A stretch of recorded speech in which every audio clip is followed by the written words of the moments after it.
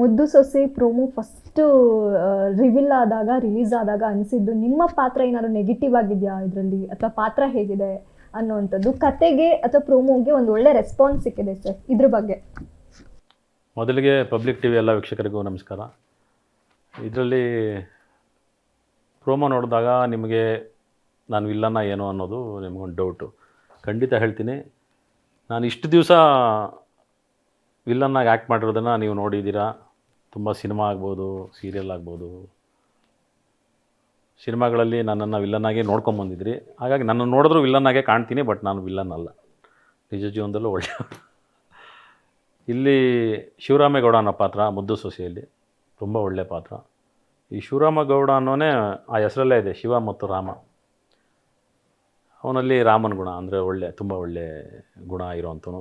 ಇದು ತುಂಬ positive character, ಇದು ಯಾವುದು ನೆಗೆಟಿವ್ ಕ್ಯಾರೆಕ್ಟರ್ ಅಲ್ಲ. ಇಲ್ಲಿ ಮೊದಲನೇದಾಗಿ ಇಲ್ಲಿ ತುಂಬ ತಂದೆ ಮಗನ ಒಂದು ಸಂಬಂಧದ ಬಗ್ಗೆ ಇರುವಂಥ ಒಂದು ಈ ಮುದ್ದು ಸೊಸೆ ಕತೆ.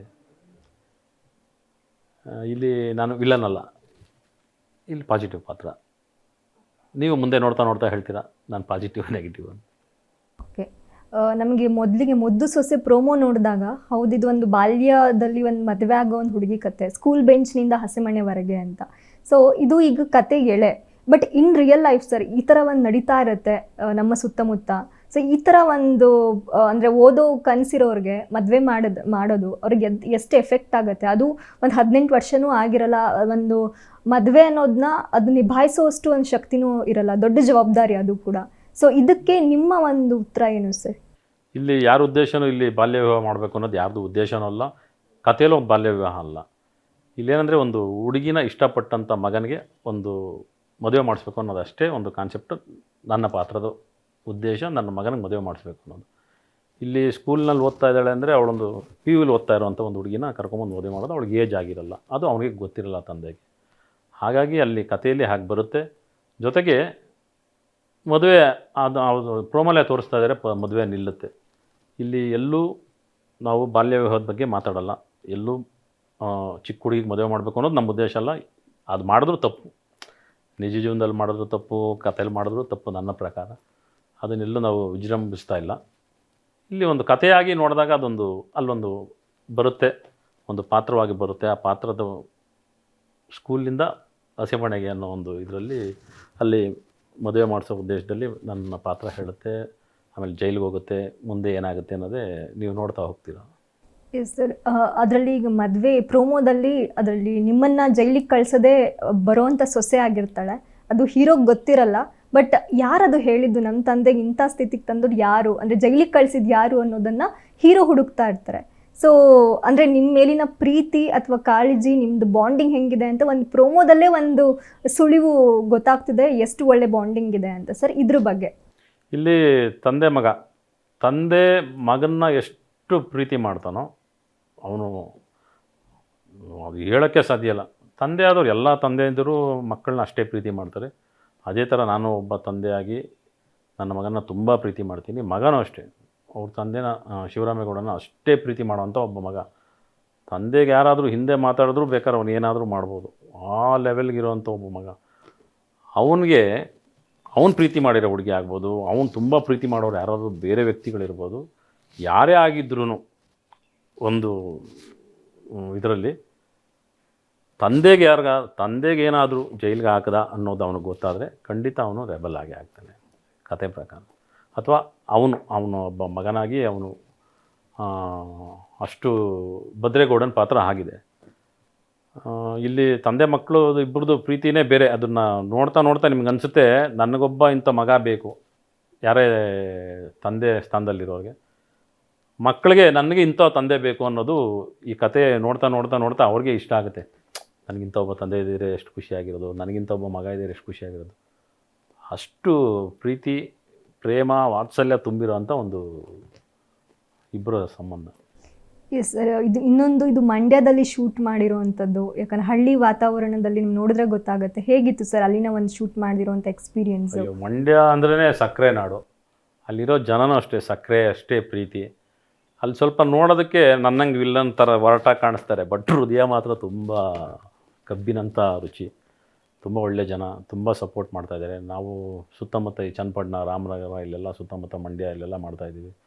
ಭಾಳ ಅವ್ರ ಸಪೋರ್ಟ್ಗೆ ನಮಗೆ ಖುಷಿಯಾಗುತ್ತೆ.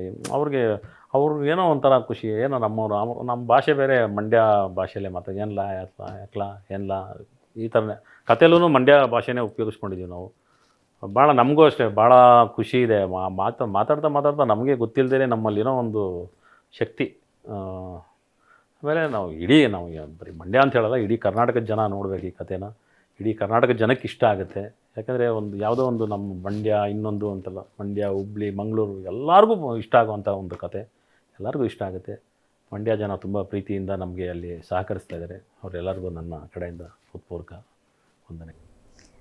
ಮತ್ತೊಂದು ಈ ಸೀರಿಯಲ್ಲು ಒಂದು ಸ್ವಲ್ಪ ಮದುವೆಗೆ ರಿಲೇಟ್ ಆಗುವಂಥ ಕತೆ ಆಗಿರೋದ್ರಿಂದ ಸರ್, ನಿಮ್ಮ ಪ್ರಕಾರ ಮುನಿಯವರ ಪ್ರಕಾರ ಮದುವೆ ಅಂದರೆ, ದಾಂಪತ್ಯ ಅಂದರೆ ಹೇಗೆ ವ್ಯಾಖ್ಯಾನ ಮಾಡ್ತೀರಾ ಸರ್ ನಿಮ್ಮ ಪ್ರಕಾರ?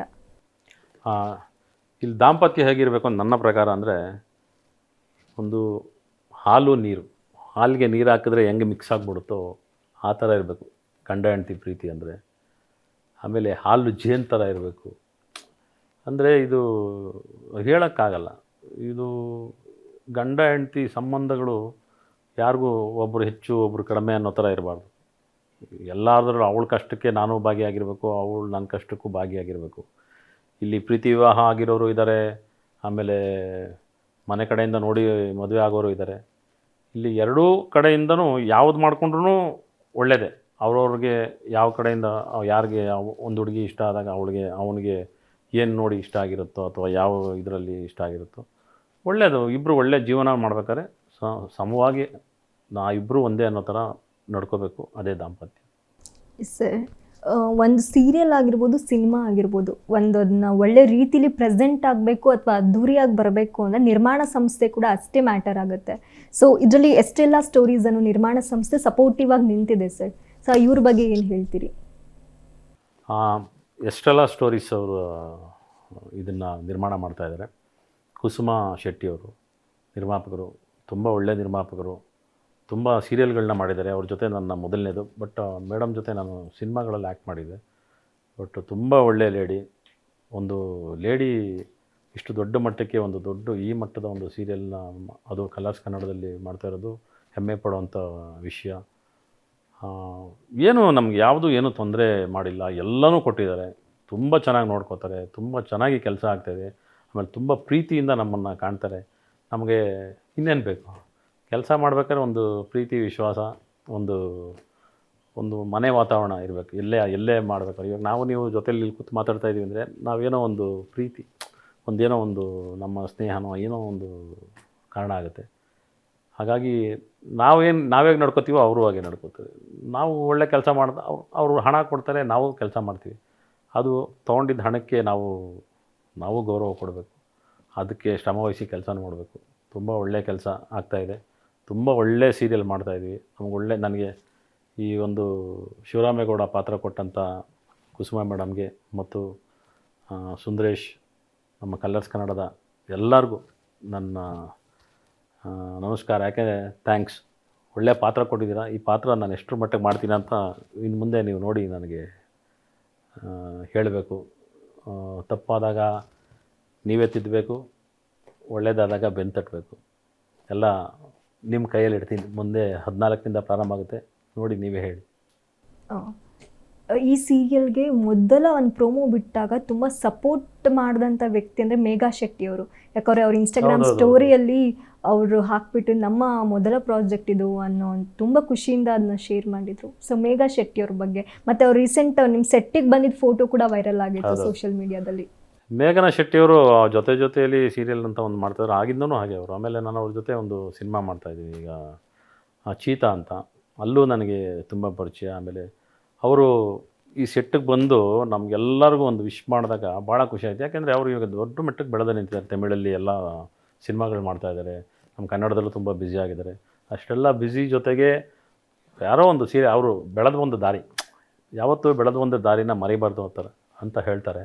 ಹಾಗೆ ಅವ್ರು ನೋಡಿ ಮರ್ತಿಲ್ಲ, ಬಂದು ಒಂದು ಸೀರಿಯಲ್ ಸೆಟ್ಗೆ ಬಂದು ಎಲ್ಲರನ್ನೂ ಪ್ರೀತಿಯಿಂದ ಕಂಡು ಎಲ್ಲರಿಗೂ ಒಂದು ವಿಶಸ್ ಮಾಡಿ ಹೋಗಿದ್ದಾರೆ. ಅವ್ರಿಗೂ ಮುಂದೆ ಅವ್ರು ಮಾಡೋ ಸಿನಿಮಾಗಳಿಗೂ ಒಳ್ಳೆಯದಾಗಲಿ ಅಂತ ನಮ್ಮ ಕಡೆಯಿಂದನೂ ನಾವು ಆಶಿಸ್ತೀವಿ. ಅವ್ರಿಗೂ ನಮ್ಮ ಸೀರಿಯಲ್ ಒಳ್ಳೆಯದಾಗಲಿ ಅಂತ ಅವರು ಆಶಿಸಿದ್ದಾರೆ. ಒಳ್ಳೆಯದಾಗಲಿ. ಇವಾಗ ಮುದ್ದು ಸೊಸೆ ಸೀರಿಯಲ್ಲು ಟೆಲಿಕಾಸ್ಟ್ ಆಗೋಕ್ಕೆ ರೆಡಿಯಾಗಿದೆ.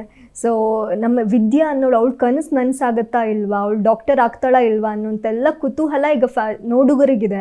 ಸೊ ಕಡೆಯದಾಗಿ ವೀಕ್ಷಕರಿಗೆ ಏನು ಹೇಳಲಿಕ್ಕೆ ಇಷ್ಟಪಡ್ತೀರಾ ಸರ್? ಖಂಡಿತವಾಗ್ಲೂ ಹೆಣ್ಣುಮಕ್ಕಳು ಓದಬೇಕು. ನಾನು ಒಬ್ಬ ಮುನಿಯಾಗಿ ಹೇಳಬೇಕಂದ್ರೆ ಎಲ್ಲ ಹೆಣ್ಣುಮಕ್ಕಳು ಓದಬೇಕು. ಇಲ್ಲಿ ಕಥೆ ಆಗಿರೋದ್ರಿಂದ ಇಲ್ಲಿ ನನ್ನ ಉದ್ದೇಶ ಶಿವರಾಮೇಗೌಡ ಆಗಿ ಈ ಪಾತ್ರದಲ್ಲಿ ಹೆಣ್ಮಕ್ಳು ಓದಬಾರ್ದು ಅಂತ ಹೇಳ್ತೀನಿ ನಾನು.